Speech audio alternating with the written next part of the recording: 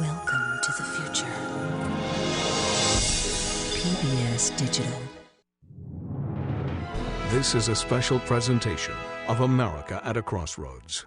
There's a serious problem in Europe, and it's a nightmare that they can't control. The shoe bomber, the Madrid mastermind, the London transit ringleader, all of them had adopted Islam in prison. How much of that's going to spread here over time? Who knows? Who is at risk? The problem of domestic terrorism is not one that we are in any way, shape, or form guilty of. Are reports of radicalized Muslim American prisoners cause for concern? That's an injustice. Or is Islam in prison a positive force?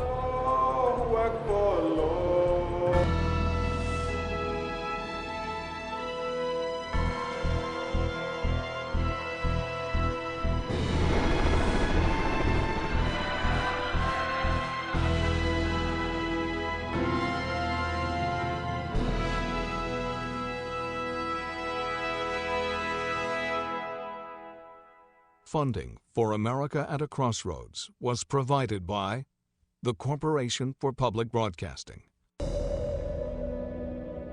Today, 4 men are facing trial in federal court in the case USA v. James.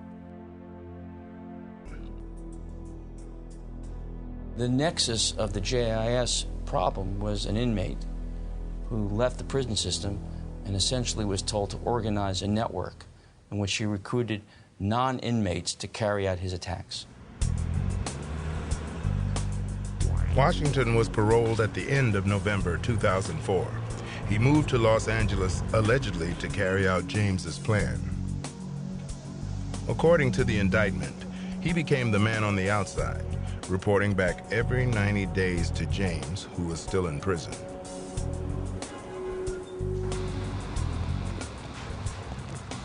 Washington's first order of business was to find others willing to join him. It was crucial to find men with no criminal records so their fingerprints would not be available to law enforcement.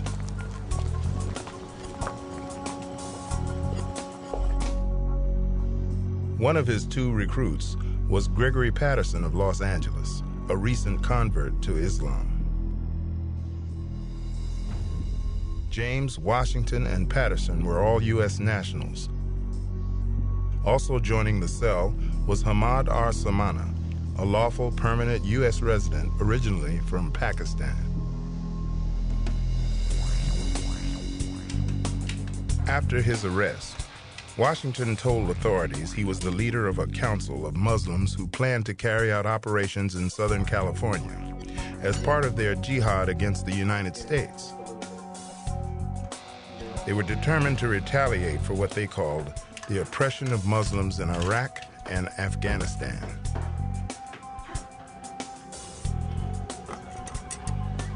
In his interview with the FBI, Samana allegedly said he shared Washington's view that something must be done to punish the United States.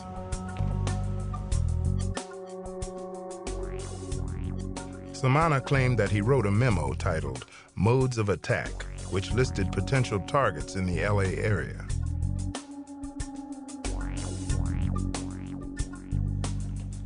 Patterson and Samana conducted internet research on U.S. military bases and recruitment centers as part of their alleged plot to murder military personnel. LeVar Washington told FBI officials that they surveyed their targets to see whether a bomb would be feasible or whether it would be better to use rifles and inflict as many casualties as possible.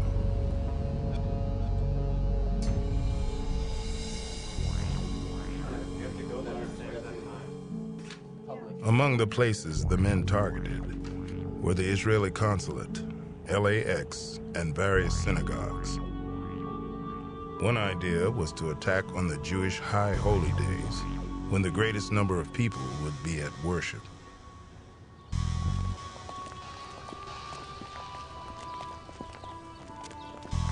The 3 men attended a mosque in Inglewood, California, where Washington made other recruitment efforts.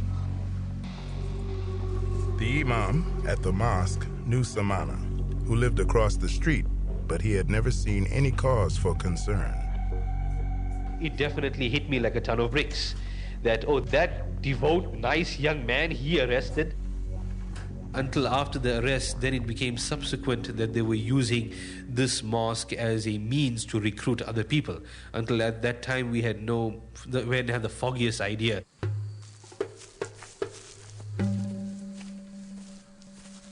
To prepare for attacks, the three men allegedly used a local park to practice firearms and martial arts.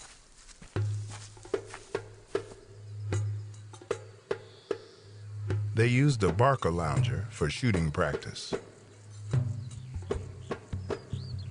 The JIS members had signed an oath not to talk about the existence of the group and, if necessary, to become martyrs to the cause.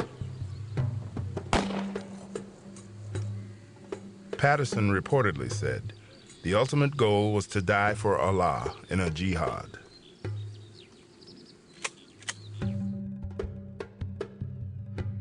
The JIS plot was an ominous surprise to law enforcement officials.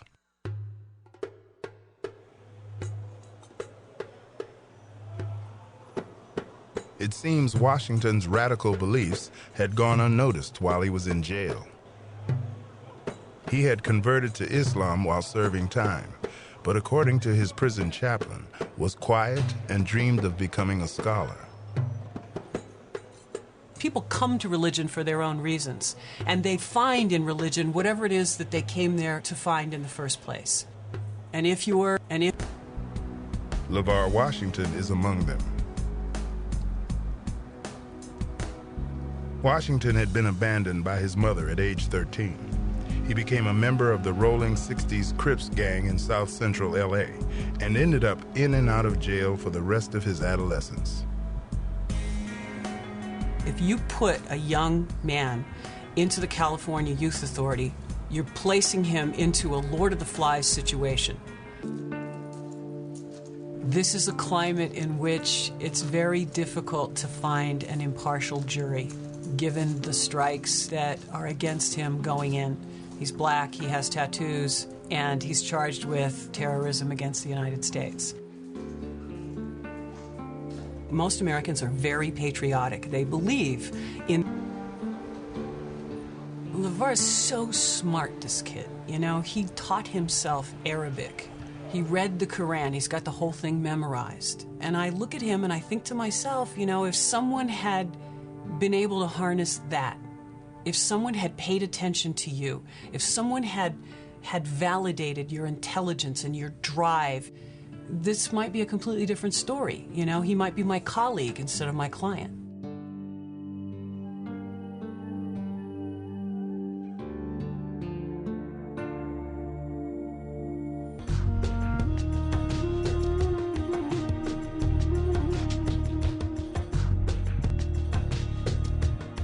Find interactive maps, discussion guides, online chats, and more about the America at a Crossroads series at pbs.org.